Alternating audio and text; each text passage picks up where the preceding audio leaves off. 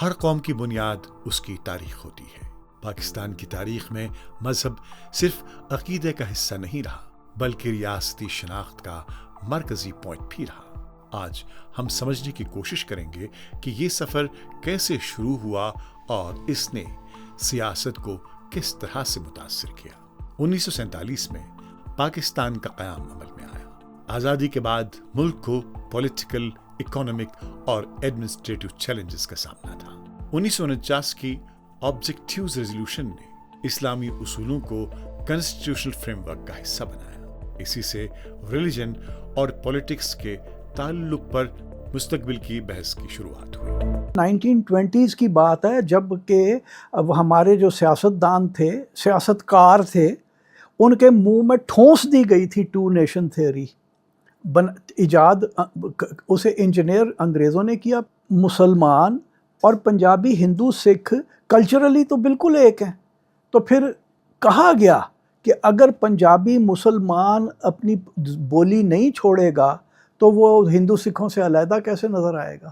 چونکہ ایک نظریاتی ملک بنایا تھا تو پھر ظاہر ہے ایک نظریہ بھی تو کرافٹ کرنا تھا نا، انجینئر کر کے ایک جھوٹ بھی تو بنانا تھا۔ کسی کو کچھ پتہ نہیں تھا کہ پاکستان ہوگا کیا، جناح کو بھی نہیں پتہ تھا کہ جی ایک مسلمانوں کی ریاست ہوگی۔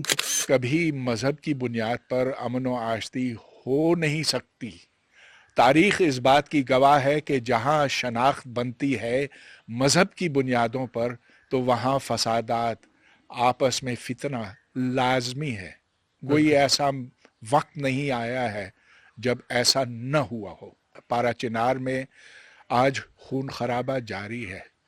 یہی وجہ ہے کہ تحریک طالبان پاکستان اس بات پہ اڑی ہوئی ہے کہ وہ پاکستان کو شرعی ملک بنائے گی، اور دوسری طرف ہمارے فوجی جو کہتے ہیں کہ ہم اس ملک کے نظریاتی سرحدوں کے محافظ ہیں، وہ ان سے لڑے جا رہے ہیں، مارے جا رہے ہیں۔ اگلے چند ڈیکیڈز میں مختلف حکومتوں نے مذہبی شناخت کو قومی شناخت کے ذریعے کے طور پر بھی پیش کیا۔ مختلف سیاسی دوروں میں اسلامی نعرہ اور قومی نیریٹو ایک دوسرے کے قریب ہوتے نظر آئے۔ 1977 کے بعد جنرل ضیاء الحق کے دور میں اسلامائزیشن پالیسیز نے قوانین، تعلیم اور معاشرے پر گہرا اثر ڈالا۔ حدود آرڈیننس، زکوٰۃ سسٹم اور مدرسہ نیٹ ورک میں اضافہ اسی دور کی نمایاں مثالیں ہیں۔ ضیاء الحق نے جو اسلامائزیشن کا عمل کیا وہ تھا جو ان کو کتنا سوٹ کرتا تھا، ان کو کتنا فائدہ پہنچا سکتا۔ فیڈرل سیکرٹری آف انفارمیشن تھے، ان کا نام تھا جنرل مجیب الرحمان، لیفٹیننٹ جنرل مجیب الرحمان۔ بتایا جاتا ہے کہ انہوں نے جنرل ضیاء الحق کو مشورہ دیا کہ اس وقت آپ کو اگر اپنی اقتدار کو طول دینا ہے تو اس کے لیے بہترین طریقہ یہ ہے کہ آپ اسلام کا سلوگن کو اپنائیں اور اسلام کے نفاذ کے لیے اعلانات کرنا شروع کریں۔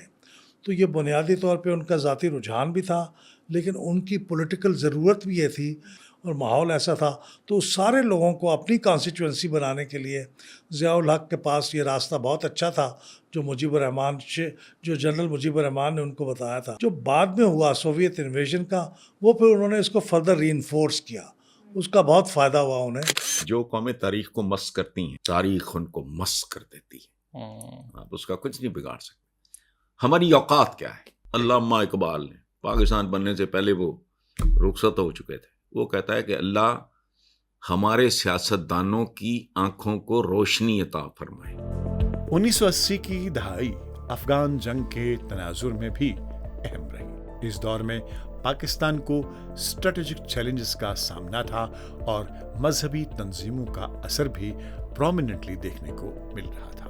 اس کے سوشل اور پولیٹیکل اثرات آج بھی بحث کا موضوع بنے ہوئے ہیں۔ سوال یہ ہے کہ جب مذہب اور سیاست ایک دوسرے سے قریب ہو جائیں تو گورننس، لاز اور سوسائٹی پر بھی کئی اثرات پڑتے ہیں۔